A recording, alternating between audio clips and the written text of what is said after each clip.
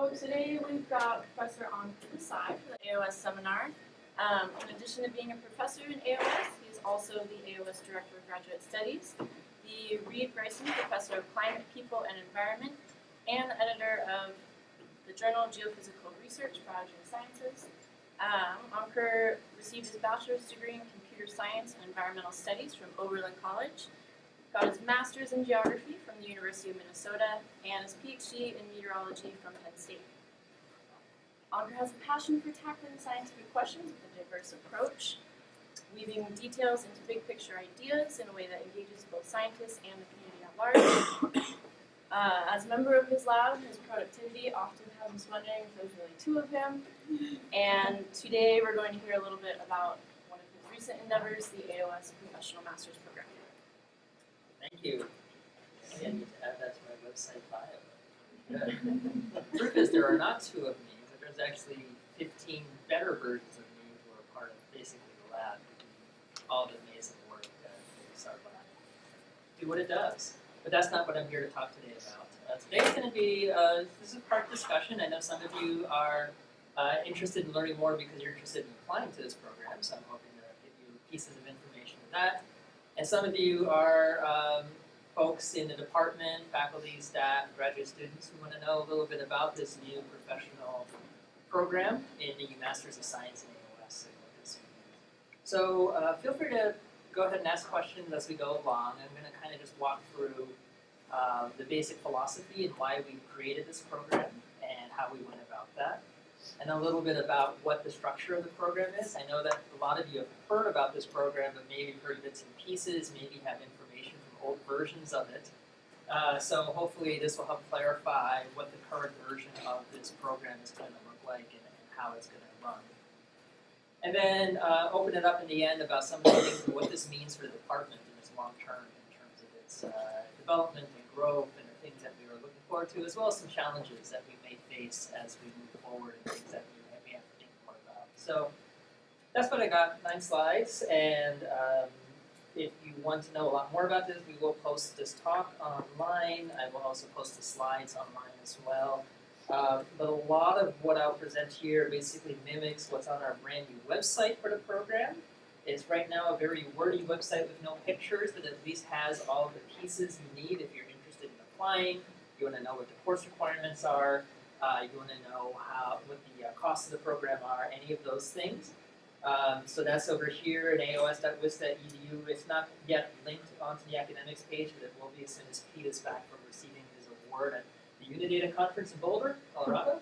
But it's academic/Prof MS, and we'll come back to this website a couple times. But if you just want to get the Cliff Notes version, then that's everything is there. I'll just try to walk through as much of the kind of philosophy of it. All right, so that's the website. So yes, this is pending some final checkoffs with the graduate school to be starting the fall of 2020. So that is next fall, which means that we'll be opening up admissions for this program in the next few months.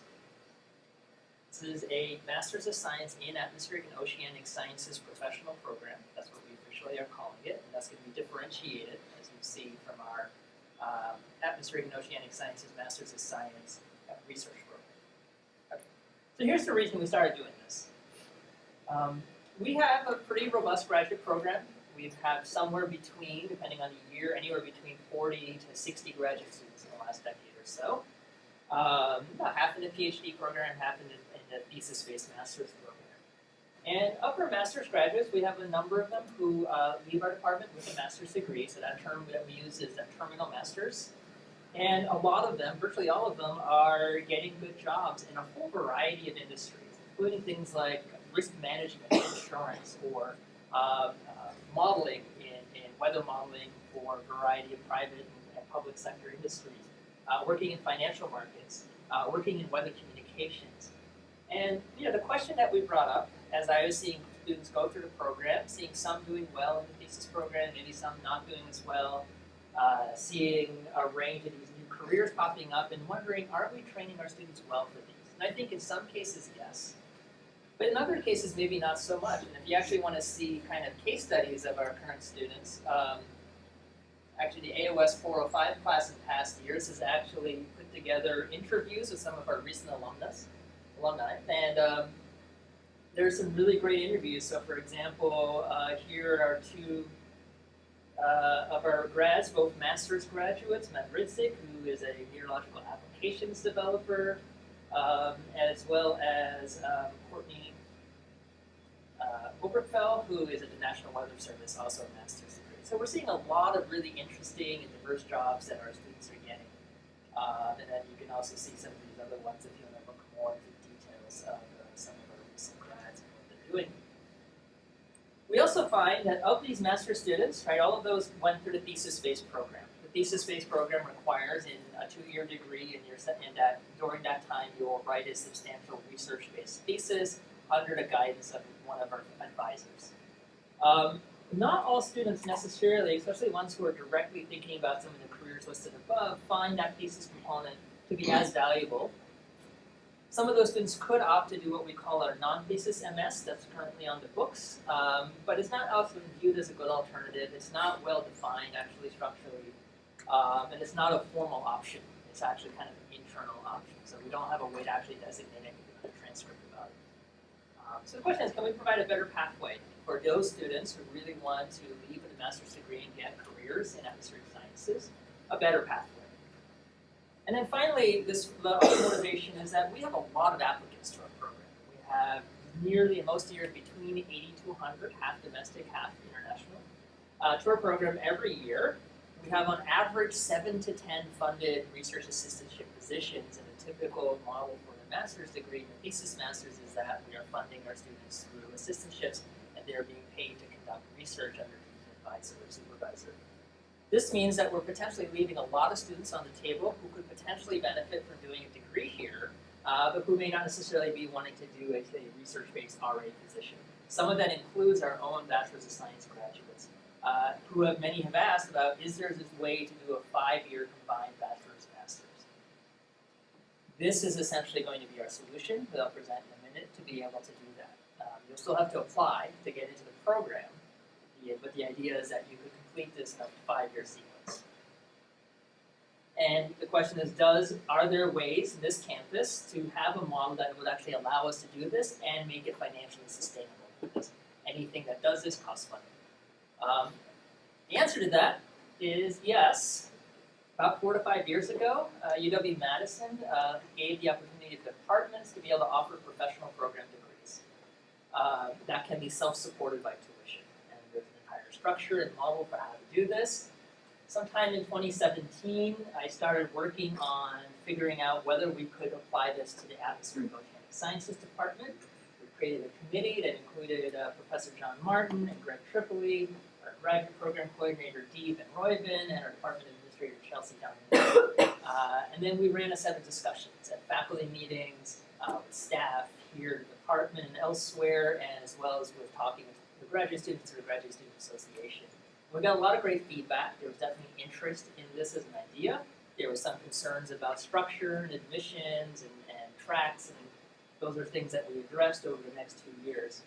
The Division of Continuing Studies, which is a part of a university that runs a lot of the professional programs on campus, actually conducted a full market analysis for us. They looked at our peers and competitors of professional programs, what they charge, what kind of structure and curriculum they have, whether they're online or in-class or hybrid. They interviewed a number of our alumni to ask about whether this would be attractive to them as employers, as well as whether they would be willing to host internships and what they would benefit from.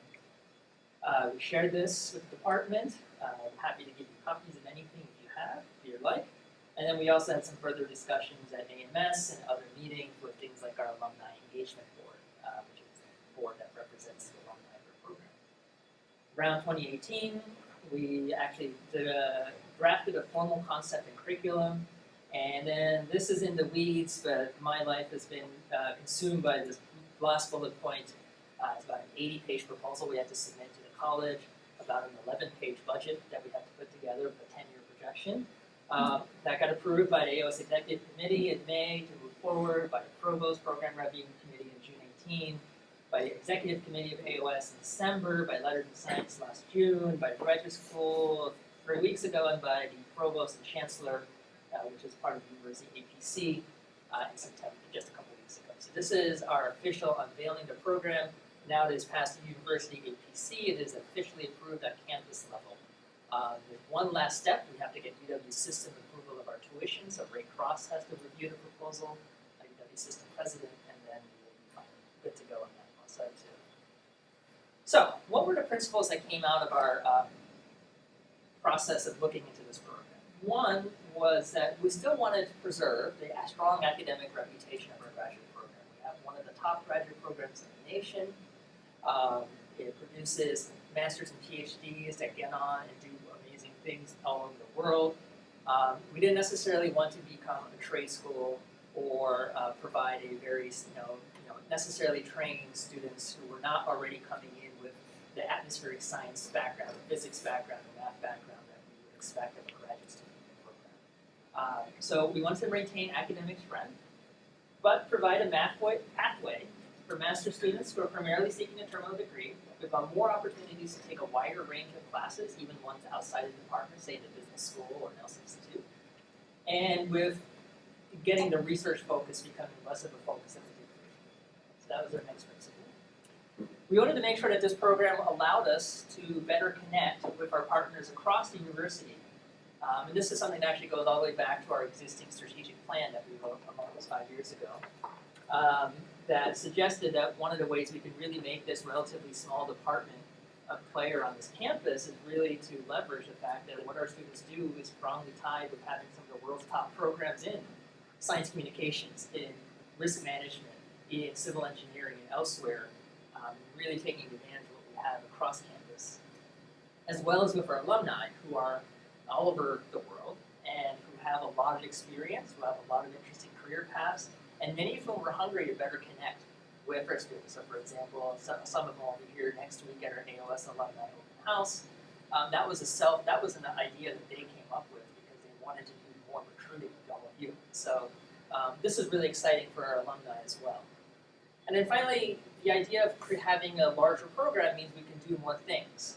And so this helps support the curriculum, being able to provide more professional development classes, some of which will be required in the program, but would be potentially open to all students, more electives, and be able to support some of our electives that otherwise we wouldn't be able to run because we could not have enough enrollment in them, or we don't have the teaching structure, and not number of staff to actually run those classes. So both of those things we can kind of address with this program. Okay, so now you know why we did this and how we did this, and so most of you are probably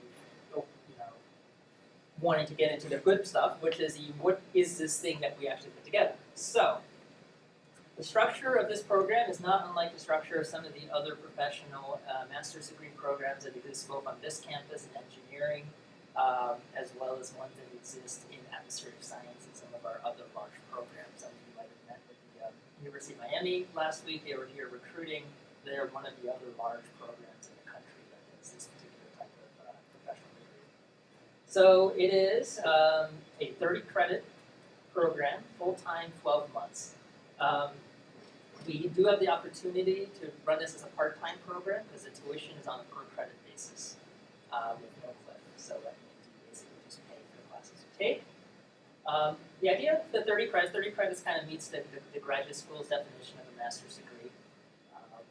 It is a pretty heavy course load for a year, but it's certainly doable based on how we structure the curriculum. The way this works is that your first 2 semesters, you have a set of courses to take. It averages around 13 to 14 credits per semester, but one of those credits is a AOS 999 class that basically is professional development plus attending seminars like this one. So you're already getting your first credit if you were happy with the program. So, and then beyond that, there's a set of 3 main structures. There's what we call fundamentals, technical development, and then application pathway, or track, what we call it that. So the fundamentals, and it's detailed down here in this link in curriculum if you want to get into the actual courses. There's fundamental, which are primarily our AOS core classes. And you need to take 3 of those. Those are ones that we offer every year. We may enhance this list as we get additional courses going. Technical classes range from some of the courses, some of which are already ones that many of you know about, like the measurements class or the climate analysis stats class. We're going to beef up the computational methods class. Will now be a 3-credit course and offered every year. And so that used to be a 2-credit course. And then there's a couple courses in the business school that could act in the technical, including principles of risk management and sustainable development, which are 2 classes that I've been working with the instructors over there to be able to get our students into. And that's going to be, for those who want to get into that insurance risk management world, it could be a really useful class to take. The applications, there are 4 pathways we've currently developed, though we've left a lot of strings open-ended for students who want to create their own pathway or for students who want to kind of mix and match. So you can say there is, you can either just pick one of the pathways and do it. There's still a lot of bit of flexibility in the program, and some of this is to be able to address the need that we don't offer every course every year, and some of this is to address the need that there are some differences in what people might want to do. So there's a climate general track, climate change risk management communication, that has some advanced electives in climate. Satellite meteorology, since we are the world's leader in satellite meteorology, we make sense of tracking that. Enhanced as we are able to get more folks from SSCC and SIMS to actually develop courses. Air quality, and then forecasting and modeling. And as you can see here, there's a couple of new courses that are on the books. These are AOS 652, 653. This is a sequence that mirrors the AOS 452, 453 sequence. This is brand new, so this hasn't been offered yet. The idea is that it'll be a graduate version of the front of John Martin's synoptic class. But you wouldn't be able to take 452 and then 652. Correct. And I think in the interim transition period, we may have some things where we count 452 instead of 652 for this particular track as acceptable until everything gets lined up in the timetable. It might be interesting to do 425 that way too. Yeah, and so we I know that it's been there's been some discussions of how this structure is going to work. I know Greg has some very different opinions about how 453 could be split, so that is not currently set up that way. But I think 425 could definitely be the climate class. That's a good idea. And then once you get through the classes, right, fundamental, technical, applied, and then the AOS 999. Then this summer, you are going to be placed into an internship. And the way the internship program works is that you need to find a 8 to 10 week internship anywhere you want. The program coordinator will help you find that internship. The idea is not for them to lead the placements, for you to kind of do the legwork, but we believe we have partners in many places to help do that. These internships can be paid or unpaid. It's really how you organize it.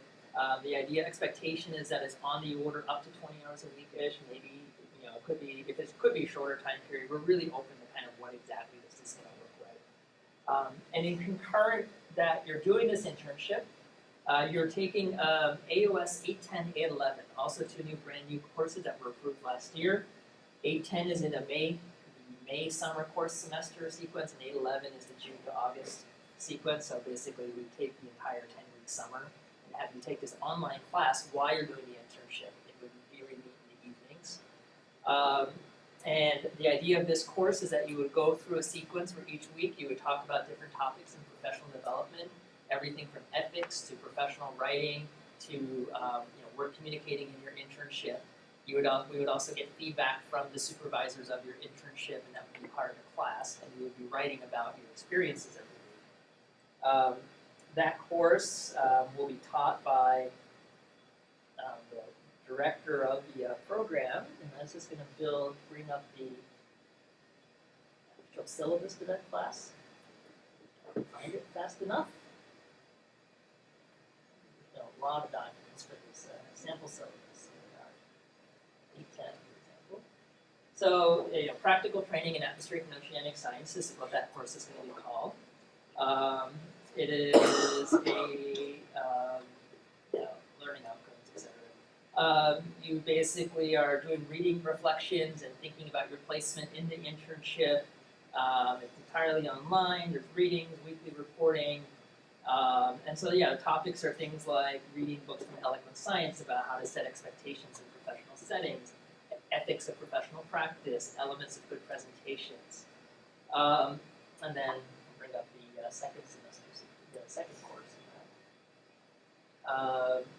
And then as you continue into summer, we do some checking in. We start then working on the AMS Certified Consulting Meteorologist program. AMS is our disciplinary society. CCM is a certification that the AMS offers. It requires taking both a written and oral exam and presenting a portfolio of technical work based on an internship or consulting project. So this course will help you work on those pieces and applying for that program if you are interested in becoming a CCM, which could be a credential that might be useful in your future career. I am currently working on it right now. I have a 20-question written exam I have to do this month. And it looks a lot like our qualifying exams. I'm actually a little nervous about it. Seriously, the questions are surprisingly similar. So I'm hoping to get some more. Once I finish that in AMS this January, I'll have a much better picture of how much we'll need to add to this class to make that work. So yeah, there continue. So the second part of the summer is about preparing your portfolio from the output of your internship, how to write a consulting report, how to communicate professionally, how to find a position after graduation. So really also think about job markets, things like that, and then presenting your work to the group as a whole. That's the structure of the course. It's subject to change, of course, as we get closer to finalizing all the sequences and structure. We don't offer that. That's not going to be offered until spring 2021, so we have a little bit of time for it to kind of gel and change. But that's the official syllabus. That's what if you want to learn more about the CCM program, of course you don't have to do this program. You can just apply for CCM yourself if you want. There's actually not that many CCMs in the country right now. Well, it's not under, but there's a very straightforward process for this. It gives us a credential that we can use. I have my own outside consulting, and I think this might be useful to do that, useful things like expert witnesses and things. So we'll see. So that's the curriculum in a nutshell. Any questions here on the actual how your year would look like if you're doing this program? As I mentioned, as part-time as possible. Yeah. So saying you started fall 2020, you would technically graduate with a professional master's degree at the end of August Correct. 2021? Yes, if you did the full-time sequence, it would be August 2021. I think there may be for some students, especially depending on course load and jobs and work and things like that, that you might want to say hey, I would maybe need another semester to finish up, and I just want to take a couple, spread out the classes a bit from spring and fall into the following fall, and that would certainly be an option. Just a quick question. Yeah, Brent. Is there guidelines on what counts as an internship? I mean, is there anything internal to the decision? Yeah. That's a great question. So, some of that's going to be defined a bit more. What we have written so far, is that readable? So we say at the end of spring semester, all students are expected to secure a paid or unpaid internship, minimum 10 hours a week, expected work for a minimum of 8 weeks.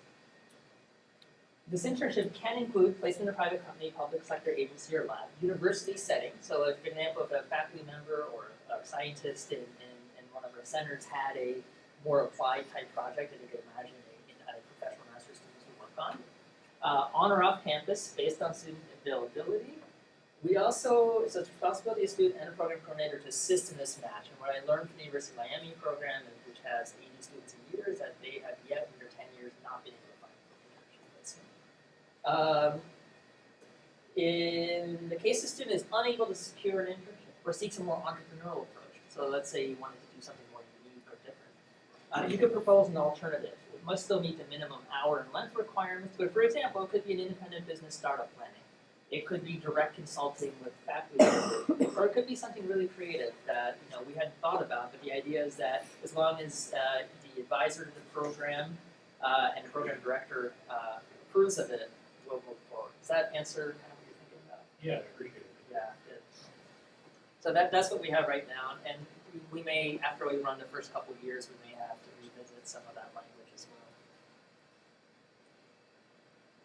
well. Can you go to the next point on that page that you were on about possible undergraduate work? I'll get to that. Okay. So yes, and we'll get to that in the cost page. Yes, that's a really good point. There is we'll talk about undergraduates in our program and some benefits that you get. Okay. Back to the next slide. Thanks. Okay, so if you're interested, how do you get in and how much does this cost? So we're broadly using the same admissions criteria that we use for our Thesis Phase graduate program. What would happen now, once it's officially online, which is not yet, you would apply to the graduate program just like you would for any other graduate program, except when you select Atmospheric Oceanic Sciences, instead of seeing 2 options, Master's or PhD, you will now see 3 options. PhD, still the same thing. Master's in Science Research Program, Master's in Science Professional Program. And you would click on the professional program and you would submit the same basic documents, transcript, statement of interest, some letters of recommendation. We are still currently requiring the general GRE tests. It is my long-term plan to demolish the GRE forever, but that's not happening yet. And the main difference is the research program requires you to fill out this interest list of your potential research topic and potential advisor, so those will not be required. Also, we kind of expect the folks in your statement to discuss a bit more about potential advisors and funding if they've already had that discussion. Of course, we won't require that either. Right now, because we're in implementation phase, and I still need to meet with Letters in Science and the registrar and the bursar and a bunch of other words that only exist in higher ed, to finalize all that. Everyone has to sign off and check off things. The application and the official guidebook version of this program won't be online until about December. So what we're doing right now is that if you're interested in applying, go to that website, go to the contact page and just send us an email. We're going to just keep a list going. As soon as we know that the application is open, we're just going to go ahead and reach out to each of you that sent us an email and tell you that yes, you can now officially apply. And you can still do some things. You can certainly go ahead and take the GREs and send them to the University of Wisconsin. Those will eventually show up. If for some reason you wanted to say apply to the other program, to the research program, but then you might change your mind halfway through after you apply, or vice versa, you just have to tell us. And we can essentially transfer you from one to the other in the admissions program. So that's not too, we've got confirmation for admissions and that's possible. The admissions will be done in a little bit more of a rolling basis than we do our standard research-based program admissions. We tend to do all at once kind of in January, partly because we're spending most of the work in admissions to the research program is tying students to advisors and funding. And so we need to do admissions relatively quickly so that we can get all of that, which takes several months. The professional program, especially because we're starting a little bit late with opening the admissions, we'll probably continue. We'll probably do kind of a first call, like, do we have admissions really? Try going out by March or sometime like that. But certainly, if you decide in like April or May you want to do this, there's nothing that's going to prevent you from applying there.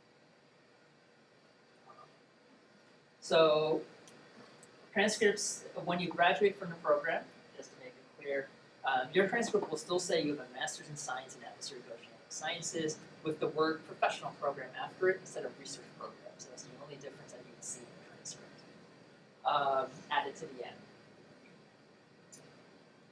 There are policies in place. We're still kind of deciding exactly how to formalize these, where if partway through the program you decide that you actually wanted to do a thesis program, or maybe an advisor says, hey, I really want you to, or you're doing the professional MS, but then you realize that you could actually potentially do a PhD afterwards. If an advisor is willing to support you and admit you, we have ways to make that happen, and without having to reapply to the program, repay all those fees and everything else. And so that is something that will be mostly on a case-by-case basis, at least initially. If it becomes more common, we'll kind of come up with some policies for that as well. And so there is an application link, but application link right now doesn't go anywhere other than, here's what you need. We have a standard official holistic admissions policy, which is basically these 5 bullet points here in terms of that. I'm going to say, suffice to say, with this program, on average, our AOS senior graduates have generally been very highly likely to get admitted to our graduate program. And certainly, if you are talking to Eric or others, if you're a junior or earlier, about making sure that you're getting your set up to go to graduate school, it's rarely the case that we've had to say no to a student. So, but what we're looking for in our students is pretty straightforward. We want students who like meteorology or climate or oceans or remote sensing. So, that's good. I mean, if you don't like them, I'm not exactly sure why you're here. So at least backgrounds in prereqs, right? So you don't have to be an AOS major to get it. About half of our incoming grad students actually come from physics, math, sometimes even environmental science, geography, chemistry. People like me, right? We could get a meteorology degree until a PhD. But as long as you have the background, right? So you still need to have the math and the physics and to be able to handle the classes at the graduate level. Good communication skills. GRE scores, if you're international, there's a TOEFL exam as well for tested language. The graduate school requires a GPA of your last 60 credit hours, that's usually your junior, senior year, of 3.0 or higher. We can process waivers to those if we have a strong case for that. Alternatively, you're a strong student and you just had a bad grade or 2 in a class somewhere. But generally, the grad school will automatically send us a red flag if your GPA is below 3.0. And then, of course, we're looking for making sure that we are maintaining and enhancing the diversity of our department in many different angles. The funding. So, unlike the research-based program where we are often using assistantships to fund students, this is a self-funded program. The idea here is that we're trying to maintain some cost competitiveness. This program is about half the cost of Miami's, about 2/3 the cost of Michigan's and a few others. So even though it might look a little pricey to some of you, we're kind of trying to go at a sweet spot between our in-state and out-of-state tuition. And the idea is that since it's per credit hour, it makes it easier to do it as a full-time or part-time program. Okay, so let's talk about the question you asked about the undergrads. So what we're going to do to make this more attractive to our own graduates is that instead of making it a 30-credit program, if you graduated UW-Madison in your undergrad and you have sufficient credits, we can count up to 7 of those credits toward the program, and that makes it a 23-credit program, which is essentially a $7,000 discount. Right? So, and as you saw, it was in that other page. All right, we're going to flip it back and forth. Up to 7 credits numbered 300 or above may be counted toward a degree specializations. These credits may be counted toward, there's a bunch of other rules. The grad school requires 50% of the classes to be grad classes. And it has to be earned within the last 5 years. So those are the main limitations on that. But basically the idea is that if you are taking some of these classes, say in your senior year, and they don't count for the minimum credits you need to graduate your bachelor's degree, and I think that applies to virtually all of you, tend to take more credits than the bare minimum that UW requires, then we can count up to 7. They're not considered transfer credits, so it's not like they show up on your master's transcript, because they're already on your bachelor's transcript, but we'll essentially reduce the credit requirement to 23. But that's going to be one model. Then the other part is that we are setting aside some of the tuition we receive for scholarships. We have not yet written a policy yet on what that looks like, because we don't know yet what our total admission pool is going to be, so we don't know how much money we have yet. So we're hoping the alumni will step in and donate. But with money for merit, we'll hopefully also try to tap into some of the options that we can, funding scholarships for university. There are certain categories that the university waives tuition for, one of which is veterans of certain status, and so there are a couple of things that are fully waived tuition. And so these are statewide rules in Wisconsin. Things to look at. Can't fund this by TA or RA ships, which is the research assistantships, teaching assistantships, and under standard financial aid is possible here. by filling out the FAFSA and going through the student loan process. So there's more details on that in this page on costs. Certainly, if you have, we're hoping to eventually build an FAQ, so all these questions you're asking now are helpful. If you have more questions down the road, we're going to try to add another page here to help answer a lot of these basics. And cost is one where there's a few things I'm still learning about in terms of how financial aid could potentially work in this program. But think about it, it's $30K in 1 year for a master's degree, which is actually not a bad deal in terms of total cost. Right? If you did a 2-year master's degree and self-paid for right now, the same tuition here is about 33. It's a big deal. All right, so what does this mean for the departments? So this is now, okay, this is the basic structure of the program, this is how you get into the cost. What is this going to mean in the next few years if this is successful? Of course, it means that starting next year, most likely, there'll be a new cohort of students who will be professional master's students. We are aiming for an initial class of 10 to 15, but we have very little predictions yet on what we'll get for applicant size and admission size. Because we're starting late, I suspect the first cohort will be relatively on the smaller side. We generally break even financially with about that size, at least after the first 2 years, so about 3 years as long as this program is self-supporting. We could grow. University would like us to grow. As you'll see in the next slide, that adds some challenges to the program. But there are some hints based on the sizes of some of our peer programs that we could grow big, right? Which would, of course, change the face where we have both professional and research programs of roughly the same size. A larger grad class does provide more ability to offer additional courses, accessing the technical side, so being able to offer that computational course more regularly, potentially developing a writing class. I think the idea of 575, the logical analysis class. I just talked to Dan Beaumont and Stephanie Henderson, and I think the idea is that they'll offer that every year now. So this is good, right? This is enhancing it for both research and professional grad students, as well as advanced undergraduates who occasionally take our 500 level classes and things like that. So this is in terms of more bodies means we can offer more classes, more support from the program also means we can hire more staff to be able to cover classes, which is also good to eventually support the program. Better connection to career routes and alumni networking, as well as our campus partners. And I think this really meets our needs for meeting a lot of the needs of our strategic plans for what our department wants to head to. It's not the only thing we're doing, but it's, I think, one piece that may be. Of course, this meets the need for the pathway. So while it's not technically a 5-year degree, because this campus is somewhat not a big fan of the so-called 5-year degree program, it is essentially the 5-year program. You're just applying for this program in your senior year to keep continuing on. And so one hope for that is that we can advertise it, essentially is that. This could potentially be a way for more students who want to major as undergraduates. We have a relatively small undergraduate program. I like the size of our program, but it could benefit from being a little bigger. So there may be some ways to bring in more students through this. It's essentially an attractive model for some of the undergraduates.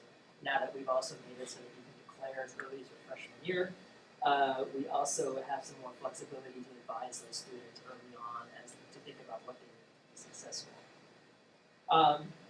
With time, the revenue that's generated by this program, which is mostly invested in by the department. So this is nice. This money actually supports the department. A small percentage goes to the university, but most of it is going here, which means it's going back to you to support things like having more TAs in all of our classes, being able to hire folks in SSCC, CCR, SAGE, our main research centers, to teach specialized courses or to co-teach. And if we get large enough, potentially hire new faculty. That requires getting to that 30 number roughly. And as we grow, we can also use some of these funds to award more scholarships, more travel funds, things like that. There are some challenges as well as we think about this. This is a new program, and even though we've deliberated about this for 3 years and thought about a lot of different challenges, there are things that we may have to prepare for. One is, of course, anytime you do something new and something different, it costs money and time. And this does place those on recruiting, advising, internship placement, and program assessment. Our plan to address that initially is to hire a full-time program coordinator. We're just waiting for the final green light to sign off on a position listing. We'll hope to put that listing out in the fall, so if you know somebody who's already out in the workforce who you think would be great for this position, we're hoping to have that person in place by January, as early as, so that they can have a year to ramp up and help with recruiting and help with developing internships. We will have a second, one of our faculty members will be a faculty director for this program. We will likely make that person separate from the research program graduate chair, just because otherwise I think it's a lot of burden to run both programs at once. Basically, I'm saying I'm not doing both. I'm doing both for now, which is fine. And we may have, if we grow beyond our initial projections, then we have the ability with the revenue, which is the nice thing about the revenue, to hire more people. So we can hire staff, we can separate the program coordinator from the internship coordinator, for example. If you like Miami and have an executive director who flies around the world with students. It does create a new tier of students who have slightly different rights and responsibilities. They have different access. For example, they don't have office space, right? But they have internships and they can take this internship class. They're funded differently, they're paying, right? And so we need to make sure, and this is something where I'm hoping the Graduate Student Association can really help step up in, as well as all the faculty, to make sure that all students are integrated and included in the program, regardless of which track or pathway they're on. Making sure that we're supporting the recruitment and retention and diversity goals that we have in our existing diversity planning for the department. And one of the things I think is a really nice thing is that dovetails well is that those of you know the library on the third floor is in process of applying for modernization grants and has gotten a green light from SSCC to renovate that more into a learning teaching space. I suspect that a lot of our professional pro students will be using that space extensively as kind of a reading study space. I think that's going to be a really nice space for that program in particular. But there may be some other things that I haven't thought about here for sure in terms of how to make this,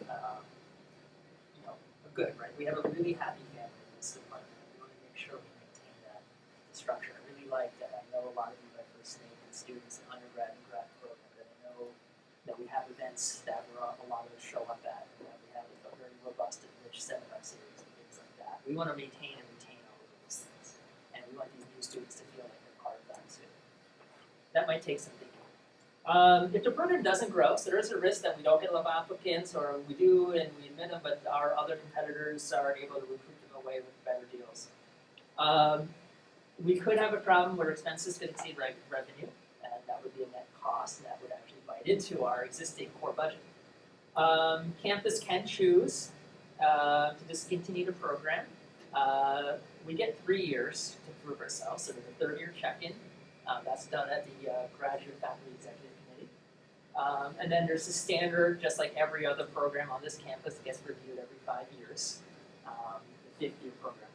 That's the one that they're going to really check in on enrollment, outcomes, assessment, things like that. So, so there will be some ramp up in the first 4 or 5 years, making sure we're hitting all of the benchmarks that graduate school expenses to be paid for a program like this.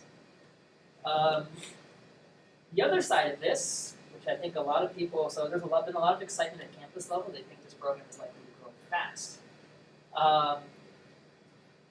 If it grows really fast, if for some reason our yield, which is the number of students who actually choose to commit, increase is very high, much higher than we predict. If the program grows really fast, we may have to scramble, right, to add sections to classes. We're not teaching AOS 610 dynamics with 40 students, right? We're going to have to teach multiple sections of that or something.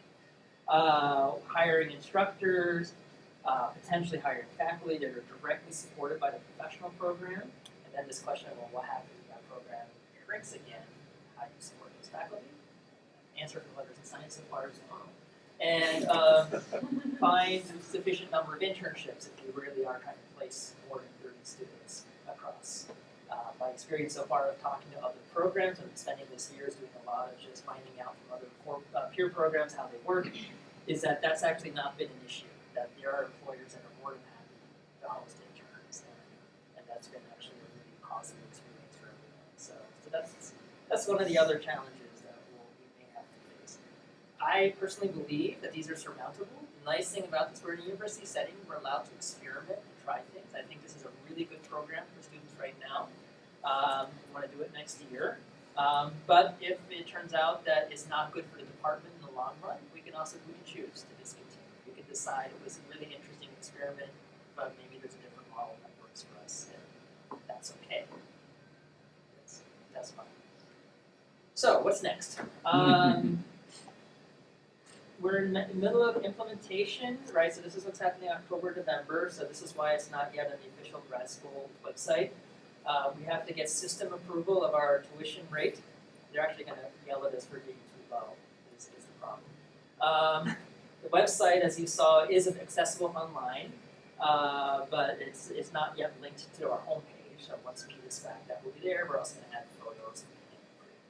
So be prepared. I think Pete's coming around with the camera looking for students in action.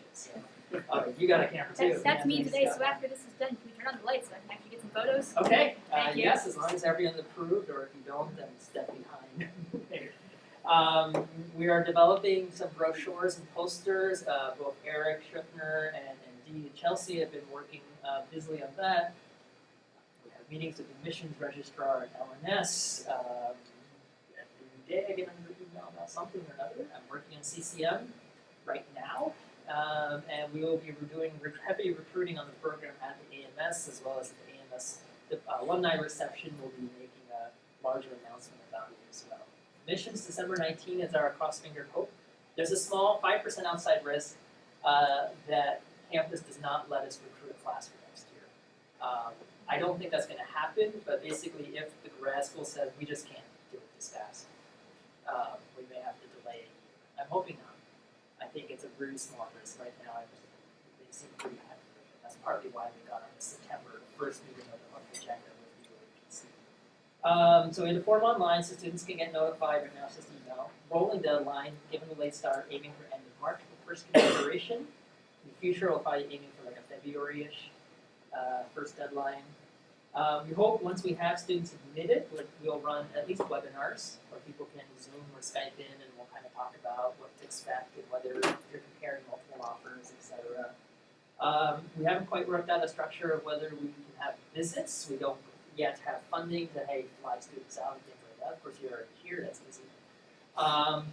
But that's something we'll discover. And then this talk and slides will be placed online if you want to review any of this material in first class, September 2020. So a year from now, things will look different, which will be cool, exciting. If you have more questions, we have now this email alias profms@aos.wisc.edu. You can just send that. It goes to Chelsea and me, and you can kind of answer questions. I'm currently the lead faculty organizer, so if you have questions on the philosophy, the curriculum, why certain tracks are certain ways, etc., email me. If you want to talk specifically about your current path in your undergraduate program and how you can best prepare yourself to get into this program, Eric has been advising a number of students already on this, and he's back. And just go talk to him because he's also seen the whole curriculum and knows the details, and so he can kind of help you get set up for that. And then Chelsea, our department administrator, has been heavily involved, especially on the financial side of this, as well as the overall structure and size, and the specific questions about the cost of attendance, application fee waivers, anything else on that side. She's the one who's got the most on it. I will just stare at the spreadsheet and cross my eyes again, but she'll know the details. Yeah, I think that's all I have to say. So yeah, I hope a lot of you are as excited about this as I am. I hope some of you who are undergraduates in this audience who are seriously considering applying for this to consider and reach out to me. I'm happy to meet with any of you. I've talked to a few of you on the phone as well, and just kind of hash out what your long-term plans are, visions, and then kind of how we can make this program work for you, or maybe there's a different program that's a better fit. So, yeah, thanks.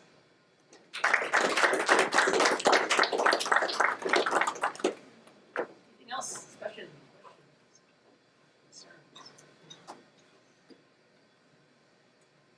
Are there students here thinking about applying to this program?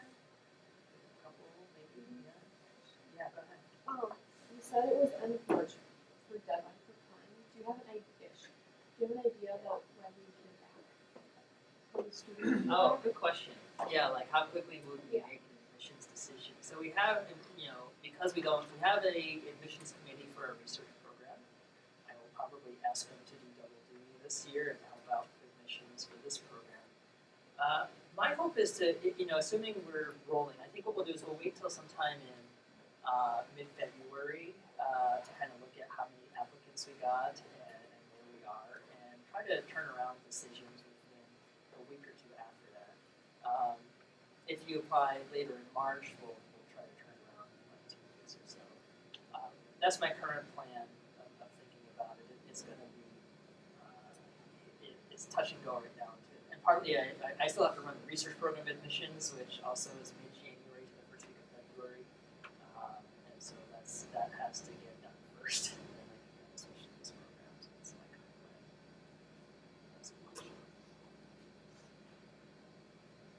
Are you guys considering at all doing a spring application as well for students who would want to come in the spring semester? That's a good question. So right now the program is formally written as fall admission. The idea being that given the fall, spring, summer setup and wanting to make sure that we build a cohort by doing orientation in the fall, I'm not opposed to the idea of starting students in the spring. It was just an easier option in the program proposal to set it up this way. Let's talk more if that's an option that you're considering about. I was just curious because Yeah. that's some things that like a lot of other schools sometimes offer and Okay. sometimes don't offer. So Okay. So these are both good questions. That is a right just to back. Turnaround on admissions, and then spring start.